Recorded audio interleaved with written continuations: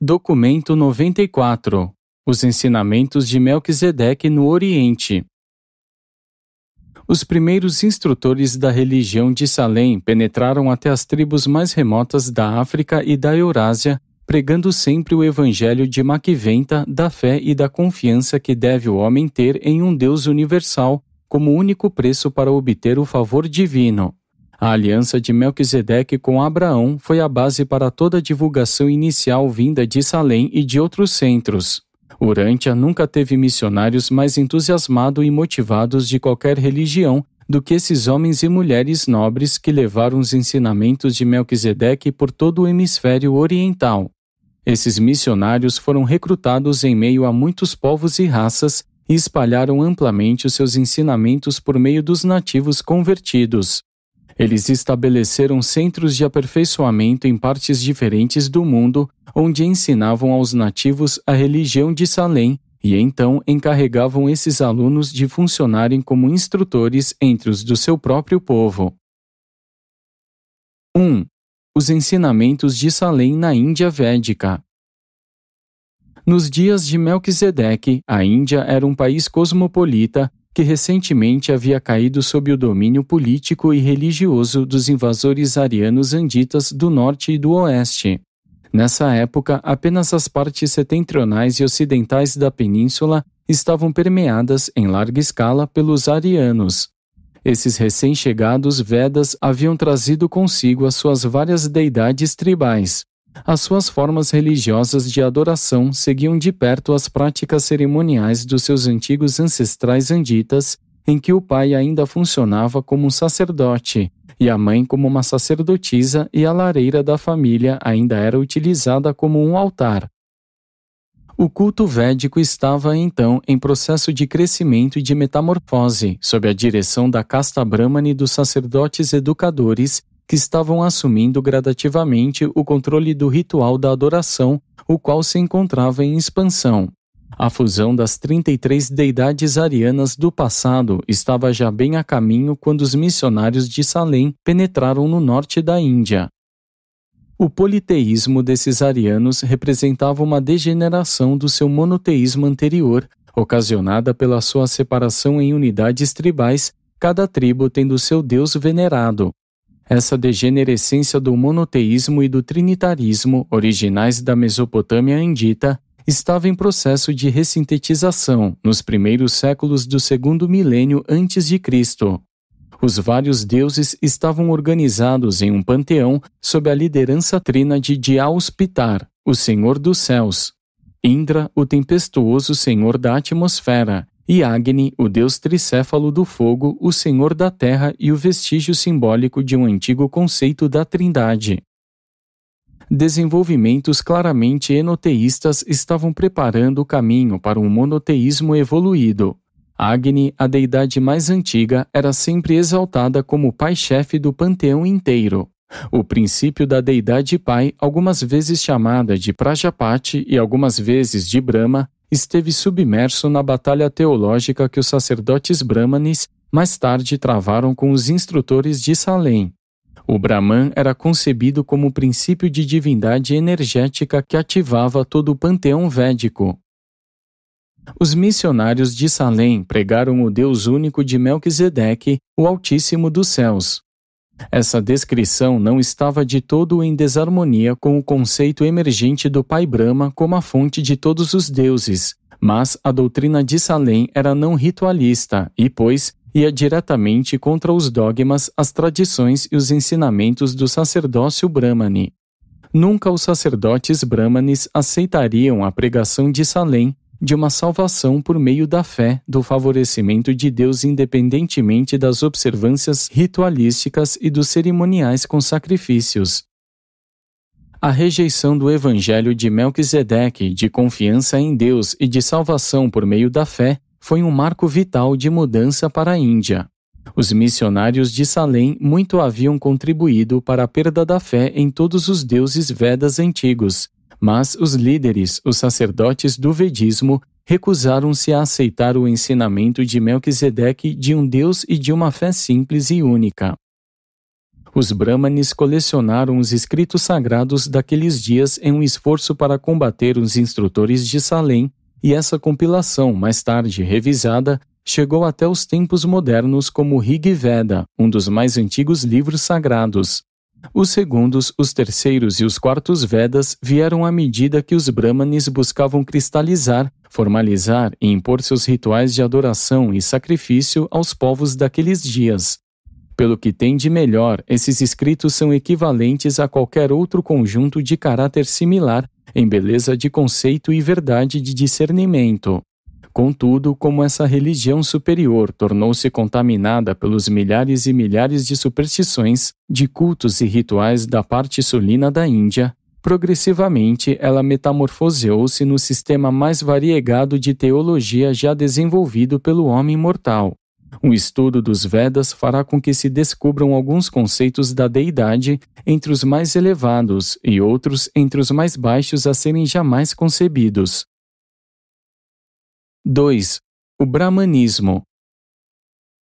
À medida que os missionários de Salem penetraram na direção sul rumo ao Decã dravidiano, eles encontraram um sistema mais intenso de castas, o esquema ariano de impedir a perda de identidade racial em face da maré crescente de povos sanjiques secundários. Desde que a casta dos sacerdotes brahmanes era a essência mesma desse sistema, essa ordem social retardou em muito o progresso dos educadores de Salem. Esse sistema de castas não teve êxito em salvar a raça ariana, mas teve sucesso na perpetuação dos brahmanes, que, por sua vez, tem mantido a sua hegemonia religiosa na Índia até os dias atuais. E agora, com o enfraquecimento do vedismo pela sua rejeição da verdade mais elevada, o culto dos arianos tornou-se sujeito a intromissões cada vez maiores do Decã. Num esforço desesperado para estancar o fluxo da extinção racial e da obliteração religiosa, a casta Brahmane buscou exaltar a si própria acima de tudo o mais. Os Brahmanes ensinaram que o sacrifício à deidade em si mesmo era tão plenamente eficaz que conseguia dela tudo com a sua força. E proclamaram que, dos dois princípios divinos essenciais do universo, um era Brahman, a deidade, e o outro era o sacerdócio Brahmane. Em meio a nenhum outro povo de Urântia, os sacerdotes presumiram exaltar assim a si próprios acima mesmo dos seus deuses, a atribuir a si próprios as honras devidas aos seus deuses. Eles, porém, foram tão absurdamente longe nessas presunçosas reivindicações que todo o precário sistema entrou em colapso diante dos cultos aviltantes que afluíram das civilizações circundantes menos avançadas. O vasto sacerdócio védico, ele próprio, atrapalhou-se e afundou sob a maré negra da inércia e do pessimismo que a sua própria presunção egoísta e pouco sábia havia trazido a toda a Índia. A concentração indevida no ego conduziu certamente a um temor da perpetuação não evolucionária do ego em um círculo sem fim de sucessivas encarnações como homem, besta ou ervas daninhas, e de todas as crenças contaminadoras que poderiam ter aderido àquilo que possa ter sido um monoteísmo emergente, nenhuma foi mais estupidificante do que a crença na transmigração, a doutrina da reencarnação das almas, que veio do Decã dravidiano. Essa crença, em um círculo fastidioso e monótono de repetidas transmigrações, roubou dos mortais em luta a sua esperança há muito acalentada de encontrar a libertação e o avanço espiritual na morte, que havia sido uma parte da fé anterior védica. Esse ensinamento filosoficamente debilitador foi logo seguido da invenção da doutrina segundo a qual se escapa eternamente do eu pela submersão no repouso e na paz universal da união absoluta com Brahman, a superalma de toda a criação. O desejo mortal e a ambição humana foram efetivamente arrebatados e virtualmente destruídos. Por mais de 2000 anos, as melhores mentes da Índia procuraram escapar de todo o desejo, e assim a porta ficou toda aberta para a entrada daqueles cultos e ensinamentos posteriores que agrilhoaram virtualmente as almas de muitos do povo indiano nas correntes da desesperança espiritual. De todas as civilizações, a védico-ariana foi a que pagou o preço mais terrível pela sua rejeição ao Evangelho de Salem. Apenas a organização em castas não poderia perpetuar o sistema religioso-cultural ariano e, à medida que as religiões inferiores do Deccan infiltravam-se ao norte, desenvolveu-se uma idade de desespero e falta de esperança. Foi durante esses dias escuros que surgiu o culto de não se tirar a vida de nenhuma criatura, o qual tem perdurado desde então. Muitos dos novos cultos eram francamente ateístas, argumentando que a salvação que fosse acessível poderia vir apenas pelos esforços humanos sem ajuda externa. Contudo, por meio de boa parte dessa filosofia infeliz, podem ser percebidos alguns remanescentes distorcidos dos ensinamentos de Melquisedeque e mesmo dos de Adão. Esses foram os tempos de compilação das últimas escrituras da fé hindu, as Brahmanas e os Upanishads.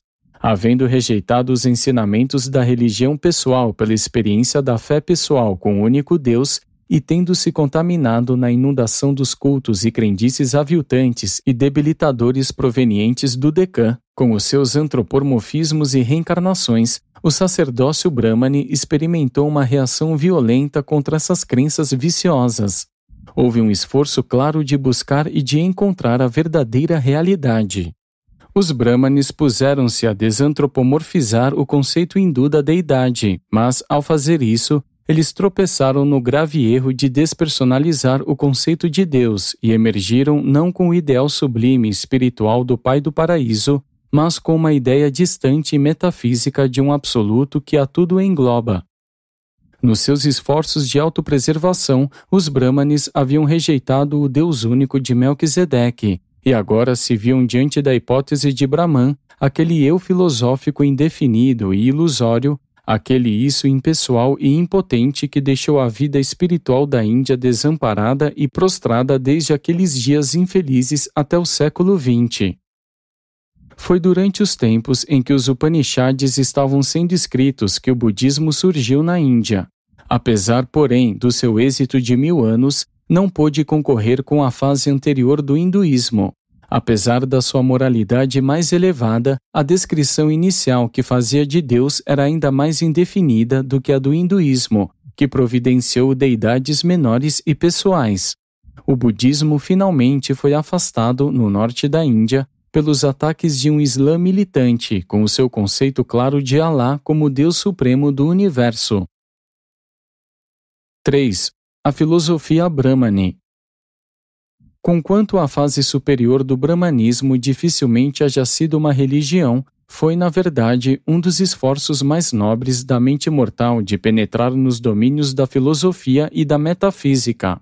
Tendo partido para a descoberta da realidade final, a mente indiana não parou até que houvesse especulado sobre quase todos os aspectos da teologia, excetuando-se o conceito dual essencial da religião, a existência do Pai universal de todas as criaturas do universo e o fato da experiência ascendente no universo dessas mesmas criaturas que buscam alcançar o Pai eterno, o qual comandou-lhes que fossem perfeitas como ele próprio é perfeito. No conceito de Brahman, as mentes daqueles dias captaram verdadeiramente a ideia de algum absoluto impregnando a tudo, pois elas identificavam esse postulado simultaneamente com a energia criativa e a reação cósmica. Brahman era concebido como estando além de qualquer definição, capaz de ser compreendido apenas pela negação sucessiva de todas as qualidades finitas. Era claramente a crença em um ser absoluto e infinito mesmo. Mas, em grande parte, esse conceito era desprovido dos atributos de personalidade e, portanto, não era experienciável pelo indivíduo religioso.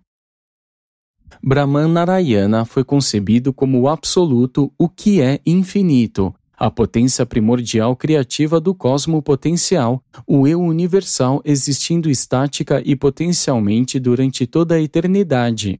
Tivessem os filósofos daqueles dias sido capazes de dar o próximo passo na concepção da deidade, tivessem eles sido capazes de conceber o Brahman como associativo e criativo, como uma personalidade acessível pelos seres criados e em evolução, então talvez esse ensinamento pudesse haver se transformado na mais avançada apresentação da deidade em Urântia, posto que teria abrangido os 5 primeiros níveis da função total da deidade, e possivelmente poderia haver antevisto os dois restantes. Em certas fases, o conceito da superalma universal única, como totalidade e soma das existências de todas as criaturas, conduziu os filósofos indianos até muito perto da verdade do Ser Supremo, mas essa verdade não lhes valeu de nada porque eles fracassaram ao desenvolver qualquer abordagem ou método de aproximação pessoal razoável ou racional para alcançar a sua meta teórica monoteísta de Brahman Narayana. O princípio kármico da continuidade causal chega, novamente, até bem próximo da verdade de que todas as ações no espaço-tempo repercutem em uma síntese na presença da deidade do Supremo. Mas esse postulado jamais deu elementos para que o indivíduo religioso chegasse a um alcance pessoal coordenado da deidade. Apenas forneceu elementos para que se pensasse que toda personalidade entrará em um engolfamento último dentro da supra-alma universal.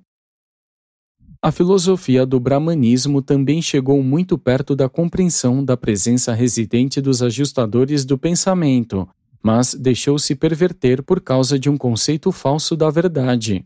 O ensinamento de que a alma é a presença residente de Brahman teria preparado o caminho para uma religião avançada caso esse conceito não houvesse sido completamente viciado pela crença de que não há nenhuma individualidade humana à parte essa presença do Um universal. Na doutrina pela qual a alma individual se funde na superalma, os teólogos da Índia deixaram de prover elementos para a sobrevivência das coisas humanas de algo novo e único, algo nascido da união da vontade do homem com a vontade de Deus. O ensinamento do retorno da alma para Brahman é muito de perto paralelo à verdade do retorno do ajustador para o seio do Pai Universal, mas alguma coisa além do ajustador há que sobrevive também, e esta é a contraparte moroncial da personalidade mortal. E esse conceito vital esteve ausente de modo fatal na filosofia Brahmani. A filosofia Brahmani conseguiu uma boa aproximação de muitos dos fatos do universo e abordou bem inúmeras verdades cósmicas, mas também por muitas vezes foi vítima do erro de deixar de diferenciar entre os vários níveis da realidade, tais como o absoluto, o transcendental e o finito. Deixou de levar em conta que aquilo que pode ser um finito ilusório no nível absoluto pode ser absolutamente real no nível finito. E também não tomou conhecimento da personalidade essencial do Pai Universal, a quem se pode contatar pessoalmente em todos os níveis, desde o da experiência limitada da criatura evolucionária com Deus, até a experiência ilimitada do Filho Eterno com o Pai do Paraíso. 4. A religião hindu. Com o passar dos séculos na Índia, a população retornou, em uma certa medida, aos rituais antigos dos Vedas do modo como haviam sido modificados pelos ensinamentos dos missionários de Melquisedeque e cristalizados pelo sacerdócio Brahmani ulterior. Essa religião, a mais antiga e mais cosmopolita do mundo, passou por novas mudanças em resposta ao budismo e ao jainismo, e devido às influências mais recentes do maometismo e do cristianismo. Todavia, na época em que os ensinamentos de Jesus chegaram, já se haviam tornado ocidentalizados a ponto de serem uma religião do homem branco e, portanto, insólita e estrangeira para a mente indiana. A teologia hindu no presente ilustra 4 níveis descendentes de deidade e de divindade. 1. O Brahman, o absoluto, o Um infinito, aquilo que é. 2. A Trimurti, a suprema trindade do hinduísmo. Nessa associação, Brahma, o primeiro membro, é concebido como sendo criado por si próprio a partir de Brahman, a infinitude. Não estivesse ele em estreita identificação com um infinito panteísta, Brahma poderia constituir-se no fundamento para um conceito do Pai Universal. Brahma é também identificado com o destino. A adoração de Shiva e Vishnu, o segundo e terceiro membros, surgiu no primeiro milênio depois de Cristo. Shiva é o senhor da vida e da morte, o deus da fertilidade e o mestre da destruição. Vishnu é extremamente popular devido à crença de que ele se encarna periodicamente na forma humana. Desse modo, Vishnu torna-se real e vivo na imaginação dos indianos. Shiva e Vishnu são considerados por alguns como supremos acima de todos. 3. As deidades védicas e pós-védicas.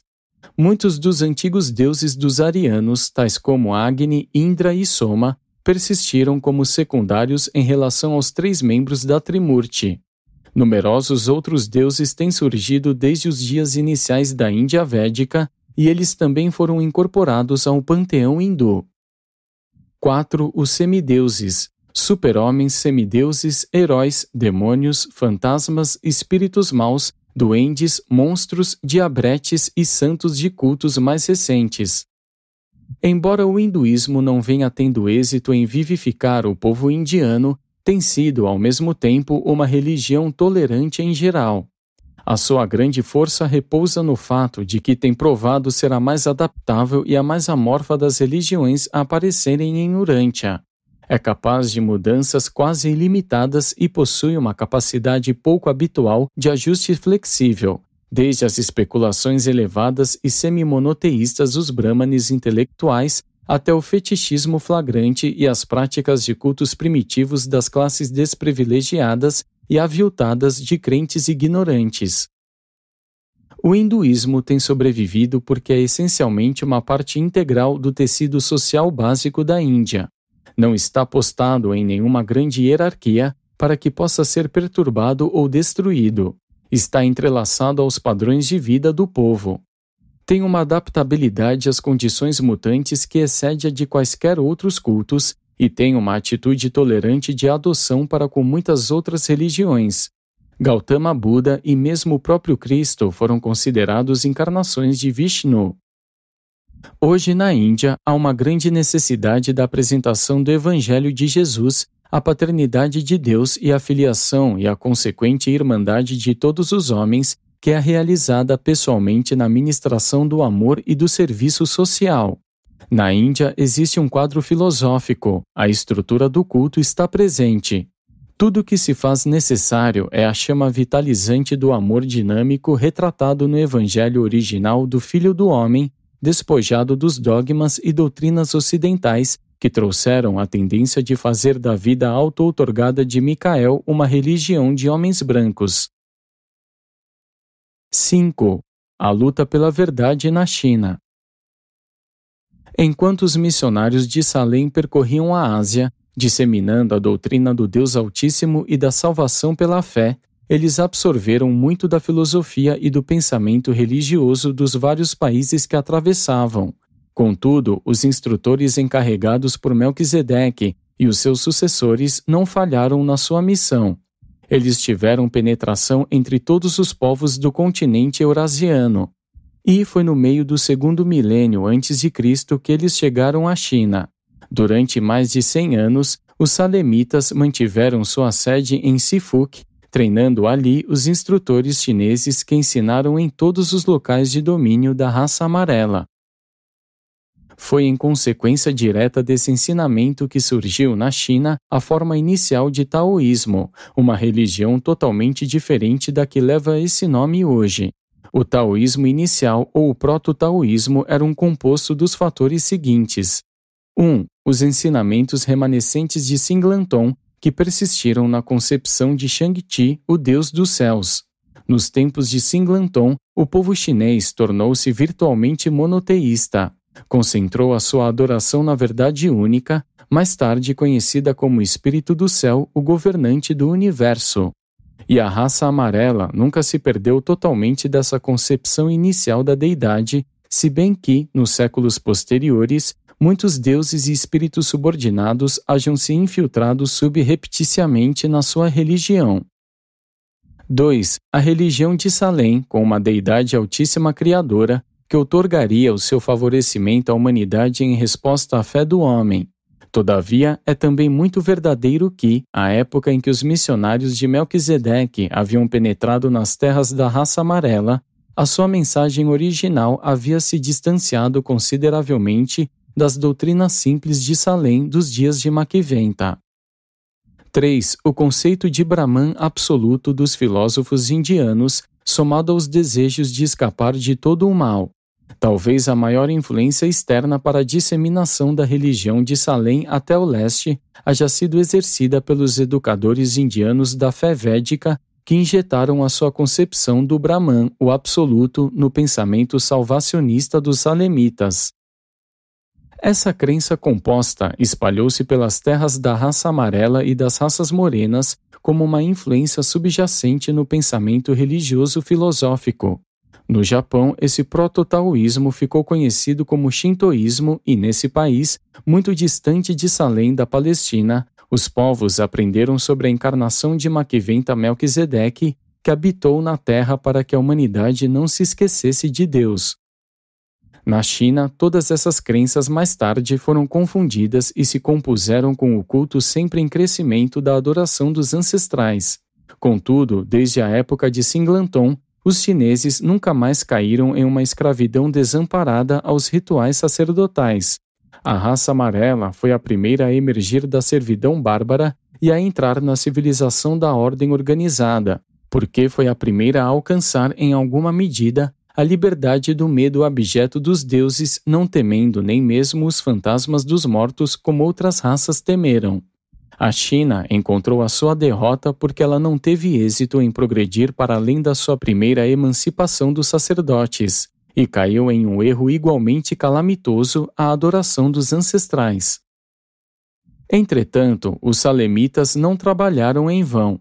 Foi sobre os fundamentos do seu evangelho que os grandes filósofos da China do VI século elaboraram os seus ensinamentos. A atmosfera moral e os sentimentos espirituais dos templos de Lao Tse e de Confúcio vieram a partir dos ensinamentos dos missionários de Salem de uma idade anterior. 6. Lao Tse e Confúcio. Cerca de 600 anos antes da chegada de Micael, Melquisedeque, que há muito já havia partido da vida na carne, teve a impressão de que a pureza do seu ensinamento na Terra estava sendo perigosamente ameaçada pela absorção geral nas crenças mais antigas de Urântia. Pareceu por um tempo que a sua missão como precursor de Micael poderia estar em perigo de falhar, e, no VI século a.C., por intermédio de uma coordenação excepcional de agentes espirituais, dos quais nem todos são compreendidos mesmo pelos supervisores planetários, Urântia presenciou uma apresentação muito inusitada de verdades religiosas sob formas múltiplas. Por meio da atuação de vários educadores humanos, o Evangelho de Salem foi reafirmado e revitalizado e, como foi então apresentado, grande parte sobreviveu até os tempos destes documentos atuais. Esse século singular de progresso espiritual foi caracterizado por grandes educadores religiosos, morais e filosóficos em todo o mundo civilizado. Na China, os dois instrutores de maior destaque foram Lao Tse e Confúcio. Lao Tse edificou o seu pensamento diretamente sobre os conceitos das tradições de Salem, quando declarou que o Tao era a causa primeira una de toda a criação. Lao era um homem de grande visão espiritual. Ele ensinou que o destino eterno do homem era a união perpétua com o Tao, o Deus Supremo e Rei Universal. A sua compreensão da causação última foi muito profunda, pois escreveu: a unidade surge do Tao absoluto e da unidade surge a dualidade cósmica, e dessa dualidade a Trindade vem à existência, e a Trindade é a fonte primordial de toda a realidade. Toda realidade equilibra-se sempre entre os potenciais e os factuais do cosmo, e estes estão eternamente harmonizados pelo espírito da divindade. Lao Tse também foi um dos primeiros a apresentar a doutrina do fazer o bem em retribuição ao mal. A bondade engendra a bondade, mas para aquele que é verdadeiramente bom, o mal também gera a bondade. Ele ensinou que a criatura retorna ao Criador e descreveu a vida como a emergência de uma personalidade a partir dos potenciais cósmicos, enquanto a morte equivalia ao retorno para o lar da personalidade dessa criatura. O seu conceito da verdadeira fé era incomum, e ele também a comparava à atitude de uma criancinha. A sua compreensão do propósito eterno de Deus foi clara, pois ele disse: a deidade absoluta não se esforça em lutas, contudo, é sempre vitoriosa. Não força a humanidade, mas permanece sempre pronta para responder aos seus desejos verdadeiros. A vontade de Deus é eterna em paciência e perene na inevitabilidade da sua expressão. E, sobre o verdadeiro religioso, ele disse, expressando a verdade de que dar é mais abençoado do que receber. O homem bom procura não reter a verdade para si próprio, antes ele intenta passar essas riquezas aos seus semelhantes, pois isso é a realização da verdade. A vontade do Deus absoluto sempre beneficia, nunca destrói. O propósito do verdadeiro crente é sempre agir e nunca coagir. Lao ensinou a não resistência, e a distinção que fez entre a ação e a coerção, mais tarde, perverteu-se nas crenças que defendem nada ver, nada fazer e nada pensar. Lao, porém, nunca ensinou esse erro, embora sua apresentação da não resistência haja sido um fator para o desenvolvimento posterior das predileções pacíficas dos povos chineses. Contudo, o popular taoísmo do século XX em Urântia pouco tem em comum com os sentimentos sublimes e os conceitos cósmicos do antigo filósofo que ensinou a verdade como ele a percebia e que era: a fé no Deus absoluto é a fonte da energia divina que irá reconstruir o mundo e com a qual o homem ascende até a união espiritual com o Tal, a deidade eterna e o Criador absoluto dos universos. Confúcio, Kung Fu Tse, foi um contemporâneo mais jovem de Lao na China do VI século. Confúcio baseou suas doutrinas nas melhores tradições morais da longa história da raça amarela e foi influenciado também, de um certo modo, pelo remanescente das tradições dos missionários de Salem. O seu trabalho principal consistiu na compilação do que diziam sabiamente os antigos filósofos. Ele foi um instrutor rejeitado durante o tempo em que viveu, mas os seus ensinamentos e escritos, desde então, exerceram uma grande influência na China e no Japão. Confúcio estabeleceu uma nova atitude para os xamãs quando ele colocou a moralidade no lugar da magia. Todavia, ele construiu demasiado bem. Fez da ordem um novo fetiche e instituiu um respeito pela conduta ancestral que era ainda venerada pelos chineses na época em que estes documentos estavam sendo escritos. Confúcio pregava sobre a moralidade baseado na teoria de que o caminho terrestre era a sombra distorcida do mundo celeste, de que o modelo verdadeiro da civilização temporal é como a imagem de um espelho refletida da ordem celeste e eterna. O conceito potencial de Deus no confucionismo era quase completamente subordinado à ênfase colocada no caminho celeste, o arquétipo do cosmo. Os ensinamentos de Lao foram perdidos por todos, exceto por uns poucos no Oriente, mas os escritos de Confúcio têm se constituído sempre, desde então, na base do contexto moral da cultura de quase 1/3 dos urantianos. Esses preceitos de Confúcio, que perpetuam o melhor do passado, foram, de algum modo, inimigos da própria natureza chinesa de indagação mental que havia já realizado tantos e tão venerados feitos. A influência dessas doutrinas foi combatida sem êxito tanto pelos esforços imperiais de Qin Shi Huangti quanto pelos ensinamentos de Mo Ti, que proclamaram uma irmandade fundada não no dever ético, mas no amor de Deus. Ele procurou reestimular a antiga busca pela nova verdade, mas os seus ensinamentos fracassaram diante da oposição vigorosa dos discípulos de Confúcio. Como muitos outros instrutores morais e espirituais, tanto Confúcio quanto Lao Tse foram finalmente deificados pelos seus seguidores naquelas épocas de trevas espirituais na China, as quais ocorreram entre o declínio e o desvirtuamento da fé taoísta e a vinda dos missionários budistas da Índia. Durante esses séculos espiritualmente decadentes, a religião da raça amarela degenerou-se em uma teologia lamentável, em que formigavam diabos, dragões e espíritos malignos, todos denotando o retorno dos temores da mente mortal não iluminada.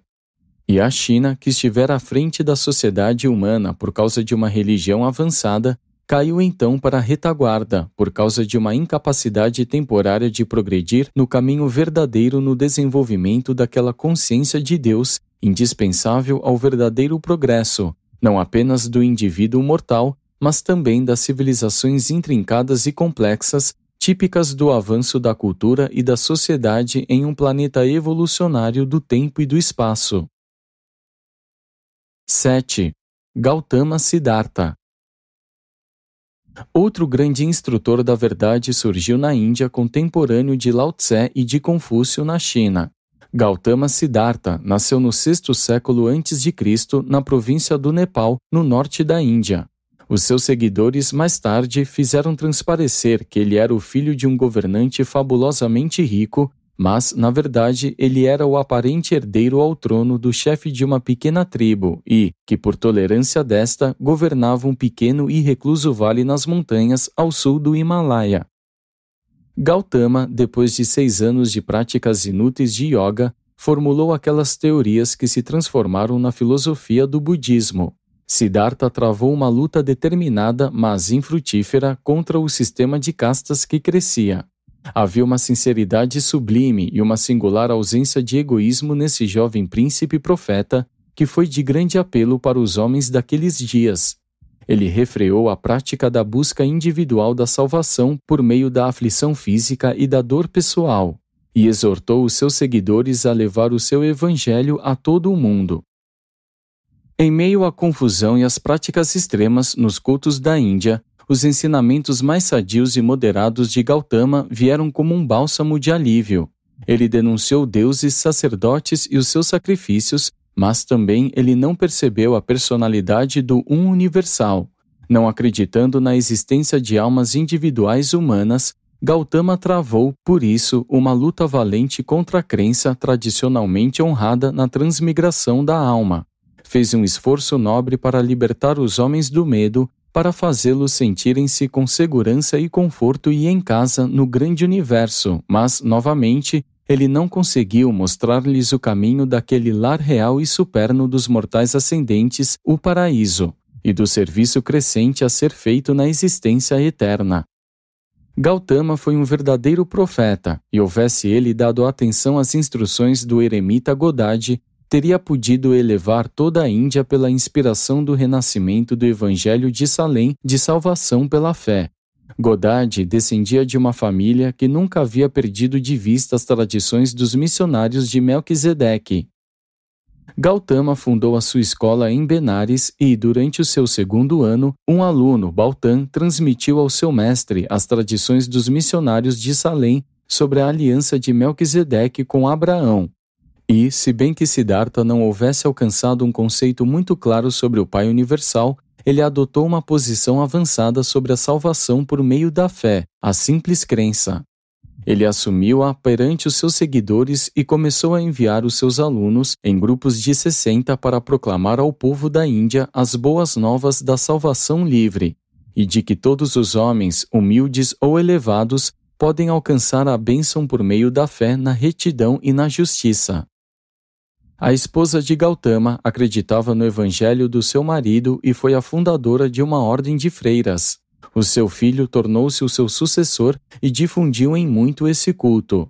Ele captou a nova ideia da salvação por meio da fé, mas, nos seus últimos anos, ele hesitou com respeito ao evangelho de Salem, de que o favor divino vem por meio da fé em si, e na velhice, as suas palavras, ao morrer, foram: sede vós próprios os artesãos da vossa salvação. O Evangelho de Gautama para a salvação universal, quando proclamado pelo que tem de melhor, livre de sacrifícios, de tortura, de rituais e de sacerdotes, foi uma doutrina revolucionária e surpreendente para o seu tempo, e chegou incrivelmente próximo de representar um renascimento do Evangelho de Salem. Socorreu a milhões de almas em desespero e, apesar das alterações grotescas que sofreu nos últimos séculos, ainda persiste como a esperança de milhões de seres humanos. Siddhartha ensinou muito mais sobre a verdade do que aquilo que sobreviveu nos cultos modernos que levam o seu nome. O budismo moderno não representa os ensinamentos de Gautama Siddhartha mais do que o cristianismo representa os ensinamentos de Jesus de Nazaré. 8. A fé budista. Para tornar-se um budista, fazia-se apenas uma profissão pública de fé recitando o refúgio-me no Buda. Tenho meu refúgio na doutrina. Tomo meu refúgio na fraternidade. O budismo teve a sua origem em uma pessoa histórica, não em um mito. Os seguidores de Gautama chamavam-no de Sasta, significando mestre ou professor. Ainda que ele não tivesse pretensões supra-humanas, fosse para si próprio, fosse para os seus ensinamentos, os seus discípulos começaram logo a chamá-lo de o Iluminado, o Buda, e mais tarde de Sakyamuni Buda. O evangelho original de Gautama baseava-se nas 4 verdades nobres. 1. As nobres verdades do sofrimento. 2. As origens do sofrimento. 3. A destruição do sofrimento. 4. O caminho da destruição do sofrimento. Estreitamente ligada à doutrina sobre o sofrimento e ao modo de escapar dele, estava a filosofia da senda óctupla, as visões certas, as aparições justas, as palavras, as condutas, as vivências, o esforço, o raciocínio e a contemplação certos.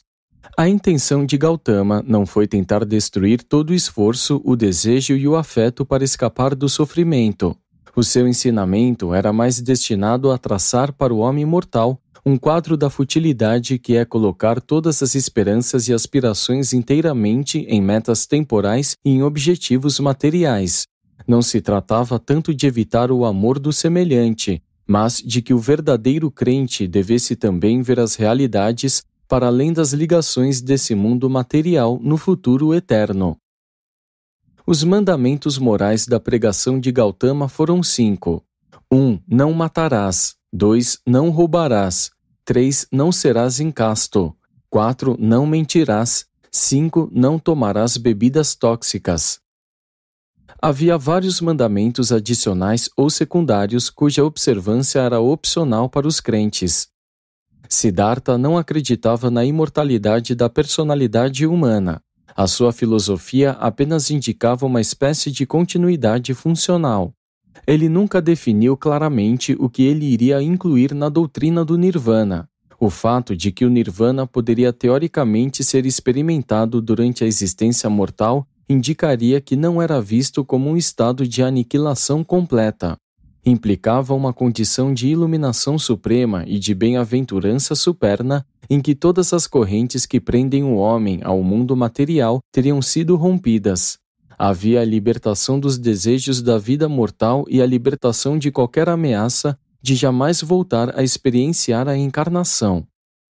Segundo os ensinamentos originais de Gautama, a salvação é alcançada pelo esforço humano, independentemente da ajuda divina.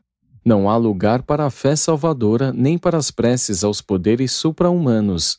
Na sua tentativa de minimizar as superstições na Índia, Gautama tratou de afastar os homens dos apelos espalhafatosos de uma salvação mágica. E, ao fazer esse esforço, ele deixou bem aberta a porta para que os seus sucessores interpretassem mal os seus ensinamentos e proclamassem que todos os esforços humanos para se obter o êxito são desagradáveis e dolorosos. Os seus seguidores negligenciaram o fato de que a mais alta felicidade está ligada à busca inteligente e entusiasta de metas dignas, e que essas realizações constituem um verdadeiro progresso na autorrealização cósmica. A grande verdade do ensinamento de Siddhartha foi a sua proclamação de um universo de justiça absoluta. Ele ensinou a melhor filosofia sem Deus jamais antes inventada pelo homem mortal. Ensinou o humanismo ideal que, de um modo eficaz, arrancou toda a base das superstições, dos rituais de magia e do medo de fantasmas e demônios. A grande fragilidade do evangelho original do budismo foi não ter produzido uma religião de serviço social sem egoísmo. Durante um longo tempo, a fraternidade budista não foi uma irmandade de crentes, mas uma comunidade de estudantes mestres. Gautama proibiu-os de receberem dinheiro e buscou com isso impedir o crescimento de tendências hierárquicas. Gautama foi, ele próprio, altamente social. De fato, a sua vida foi muito maior do que a sua pregação. 9. A difusão do budismo. O budismo prosperou porque ofereceu a salvação por meio da crença em Buda, o Iluminado. Foi mais representativo das verdades de Melquisedeque do que qualquer outro sistema religioso praticado na Ásia Oriental. Contudo, o budismo não se tornou difundido mesmo como uma religião antes que um monarca de casta baixa, Asoka, o houvesse adotado como autoproteção. Depois de Akhenaton, no Egito, Asoka foi um dos mais notáveis governantes civis da época entre Melquisedeque e a vinda de Micael. Asoka construiu um grande império indiano graças à propaganda dos seus missionários budistas. Durante um período de 25 anos, ele treinou e enviou mais de 17.000 missionários às fronteiras mais distantes de todo o mundo conhecido. Durante o período de uma geração, ele fez do budismo a religião dominante em metade do mundo. Logo, estava estabelecido no Tibete, Caxemir, Ceilão, Birmânia, Java, Tailândia, Coreia, China e Japão. E, de modo geral, era uma religião muito superior àquelas às quais suplantou ou melhorou. A difusão do budismo do seu lar na Índia até toda a Ásia é uma das histórias mais palpitantes de devoção espiritual e de persistência missionária de religiosos sinceros. Aqueles que ensinavam o evangelho de Gautama não apenas desbravaram os perigos dos caminhos terrestres das caravanas, como enfrentaram os perigos dos mares da China ao prosseguirem na sua missão do continente asiático, levando a todos os povos a mensagem da sua fé. Mas esse budismo não era mais a doutrina simples de Gautama, era o evangelho tornado miraculoso que fez dele um deus. E quanto mais o budismo distanciava-se de seu berço, nas terras altas da Índia, mais diferente dos ensinamentos de Gautama ele ficava, e cada vez mais assemelhava-se às religiões que suplantava. O budismo mais tarde foi muito afetado pelo taoísmo na China, pelo shintoísmo no Japão e pelo cristianismo no Tibete. Após 1000 anos, o budismo na Índia simplesmente definhou e expirou. Tornou-se brahmanizado e rendeu-se de modo abjeto ao Islã, enquanto, em grande parte do resto do Oriente, ele degenerou em um ritual que Gautama Siddhartha jamais reconheceria. No Sul, o estereótipo fundamentalista dos ensinamentos de Siddhartha continuou no Ceilão, na Birmânia e na península da Indochina. Essa é a divisão hinayana do budismo que se atém mais à doutrina inicial ou à social. Contudo, mesmo antes do seu colapso na Índia, os grupos chineses e norte-indianos de seguidores de Gautama haviam começado o desenvolvimento do ensinamento Mahayana do grande caminho da salvação, em contraste com os puristas do Sul que se mantiveram no Hinayana ou no caminho menor. E esses Mahayanistas desprenderam-se das limitações sociais inerentes à doutrina budista e, desde então, essa divisão do budismo do norte continuou a evoluir na China e no Japão.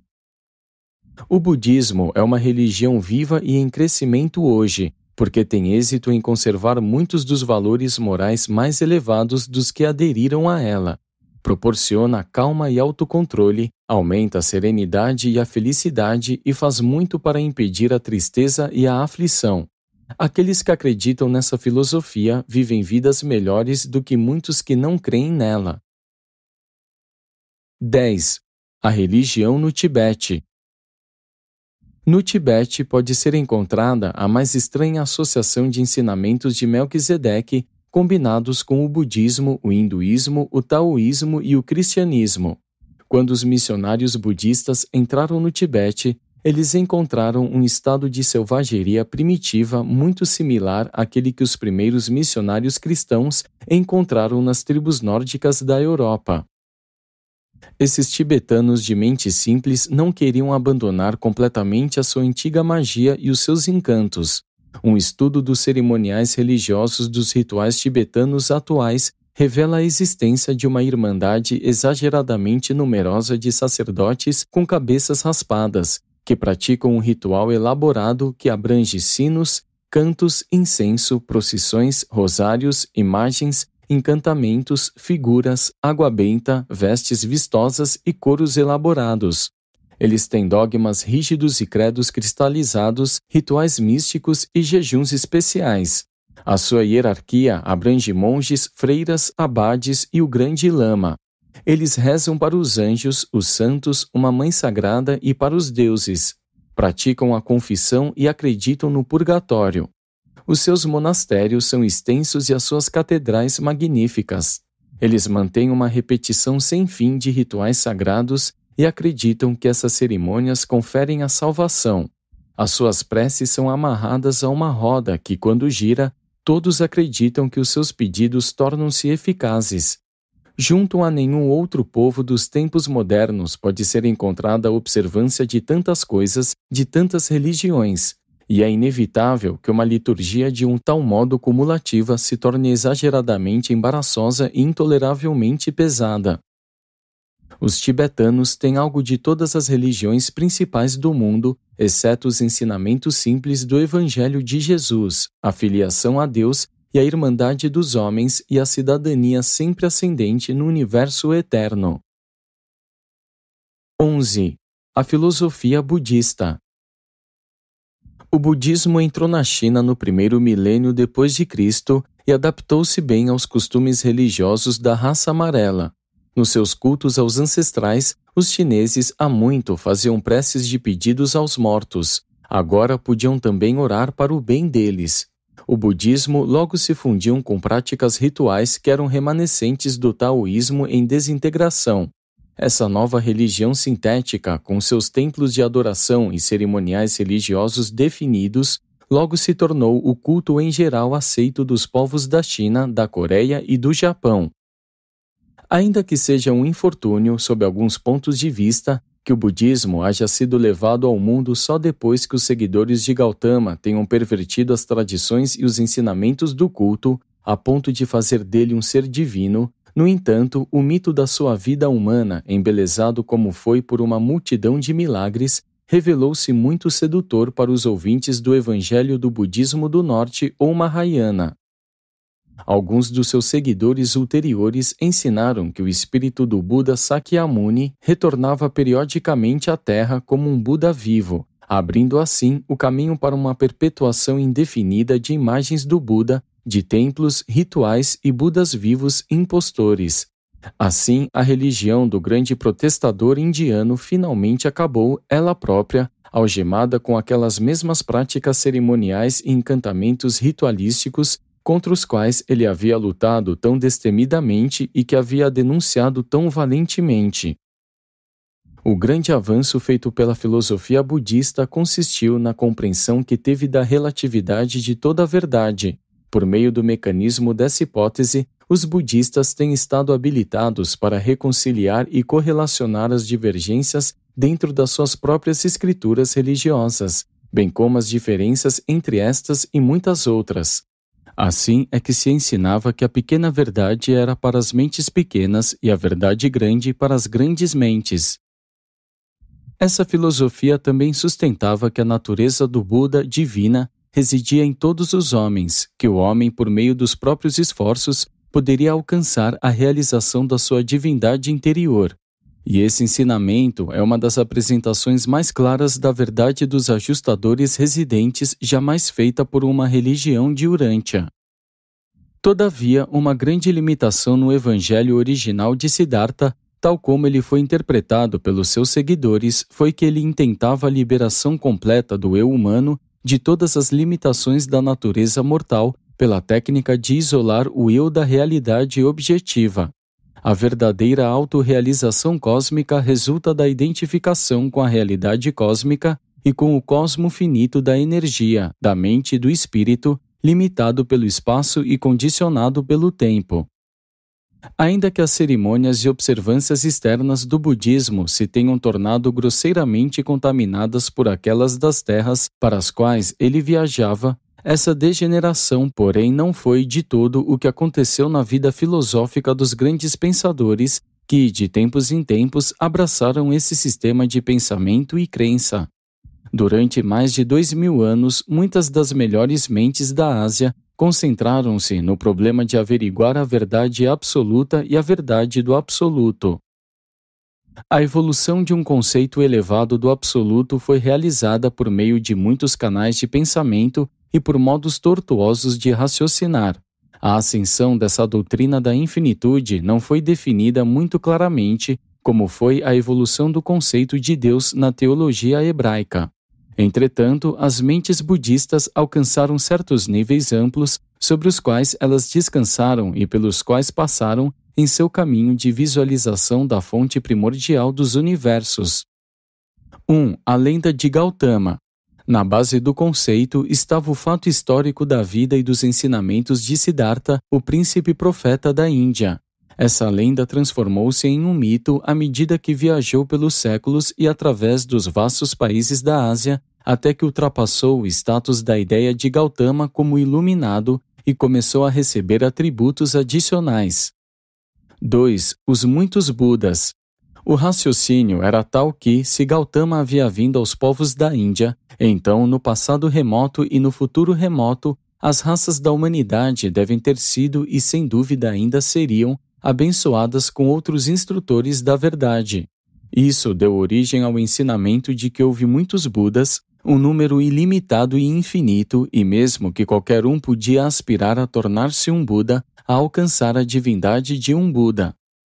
3. O Buda Absoluto. Quando o número de Budas estava se aproximando da infinidade, tornou-se necessário que as mentes daqueles dias reunificassem esse conceito de manipulação difícil. Desse modo, começou a ser ensinado que todos os Budas não eram senão manifestações de alguma essência mais elevada daquele um eterno, de existência infinita e não qualificável de alguma fonte absoluta de toda a realidade. E daí em diante, o conceito da deidade do budismo, na sua mais alta forma, tornou-se divorciado da pessoa humana de Gautama Siddhartha e rejeitou as limitações antropomórficas nas quais havia estado enclausurado. Essa concepção final do Buda eterno pode bem ser identificada como sendo o absoluto, algumas vezes mesmo com o infinito Eu Sou. Embora essa ideia da deidade absoluta não tenha tido jamais maior aprovação popular em meio aos povos da Ásia, ela capacitou os intelectuais dessas terras a unificar a sua filosofia e a harmonizar a sua cosmologia. O conceito do Buda absoluto é às vezes quase pessoal, às vezes totalmente impessoal, mesmo uma força criativa infinita. Tais conceitos, se bem que úteis à filosofia, não são vitais para o desenvolvimento da religião. Mesmo um Yahvé antropomórfico é de um valor religioso maior do que aquele absoluto infinitamente longínquo do budismo ou do brahmanismo. Algumas vezes acreditou-se mesmo que o absoluto pudesse estar contido no infinito Eu Sou. Todavia, essas especulações não eram senão um conforto gelado para a multidão faminta dos que desejavam escutar palavras de promessa, escutar o evangelho simples de Salem, de que a fé em Deus asseguraria o favor divino e a sobrevivência eterna. 12. O conceito de Deus no budismo. A cosmologia do budismo tinha dois pontos fracos: a sua contaminação pelas muitas superstições da Índia e da China e a sublimação que fez de Gautama primeiro o iluminado e depois o eterno Buda. Do mesmo modo que o cristianismo sofreu com a absorção de muitas coisas errôneas da filosofia humana, o budismo também traz a sua marca humana. Contudo, os ensinamentos de Gautama continuaram a evoluir durante os últimos 2 milênios e meio. O conceito de Buda para um budista esclarecido não representa mais a personalidade humana de Gautama do que para um cristão esclarecido. O conceito de Jeová é idêntico ao espírito demoníaco de Horebe. A pobreza da terminologia, junto com a manutenção sentimental de uma nomenclatura antiga, impede muitas vezes de compreender o verdadeiro significado da evolução dos conceitos religiosos. Gradualmente, o conceito de Deus como um contraste do absoluto começou a aparecer no budismo. As suas fontes remontam aos primeiros tempos em que os seguidores do caminho menor diferenciaram-se dos do caminho maior. Foi em meio a essa última divisão do budismo que a concepção dual de Deus e do absoluto finalmente amadureceu.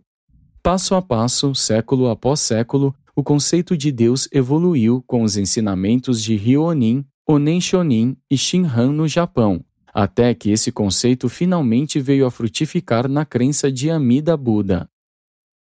Entre esses crentes é ensinado que a alma, ao experimentar a morte, pode escolher desfrutar de uma estada no paraíso antes de entrar no Nirvana, o estado último da existência.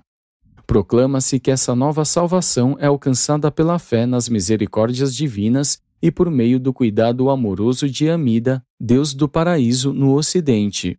Na sua filosofia, os amidistas atêm-se à realidade infinita que está além de toda a compreensão finita dos mortais. Na sua religião, eles aderem à fé no todo misericordioso Amida, que ama o mundo a ponto de não suportar que nenhum mortal que faça um apelo ao seu nome com uma fé sincera e com um coração puro, deixe de obter a felicidade superna do paraíso. A grande força do budismo vem do fato de que aqueles que aderem a ele estão livres para escolher a verdade de todas as religiões. Essa liberdade de escolha raramente caracterizou qualquer fé urantiana. A seita Shin do Japão, quanto a isso, tornou-se um dos grupos religiosos mais progressistas no mundo. Ela reviveu o antigo espírito missionário dos seguidores de Gautama e começou a enviar instrutores até outros povos. Essa vontade de adotar a verdade de toda e qualquer fonte é, de fato, uma tendência recomendável que surge entre os crentes religiosos durante a primeira metade do século XX após Cristo. O próprio budismo está passando por um renascimento no século XX.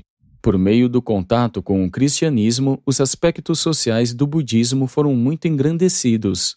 O desejo de aprender voltou aos corações dos monges da Irmandade e a difusão da educação nessa comunidade de fé irá certamente provocar novos avanços na evolução religiosa. No momento em que este documento foi escrito, uma grande parte da Ásia mantinha suas esperanças no budismo. Irá essa nobre fé que tão valentemente perdurou atravessando as idades das trevas no passado, receber, uma vez mais, a verdade das realidades cósmicas expandidas, tal como os discípulos do grande mestre da Índia certa vez ouviram a sua proclamação da nova verdade?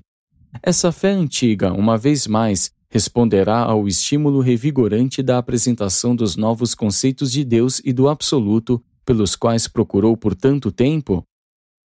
Toda a Urântia aguarda a proclamação da mensagem enobrecedora de Micael, livre das doutrinas e dos dogmas acumulados por 19 séculos de contato com as religiões de origem evolucionária. É chegada a hora de apresentar ao budismo, ao cristianismo, ao hinduísmo e a todos os povos de todas as fés, não mais um evangelho sobre Jesus, mas a realidade viva e espiritual do evangelho de Jesus. Apresentado por um Melquisedeque de Nebadon.